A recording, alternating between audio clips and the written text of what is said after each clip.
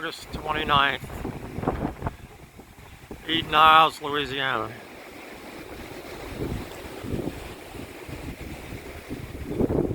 Water's still only about foot and a half above normal in the canals, which connect directly to Lake Pontchartrain.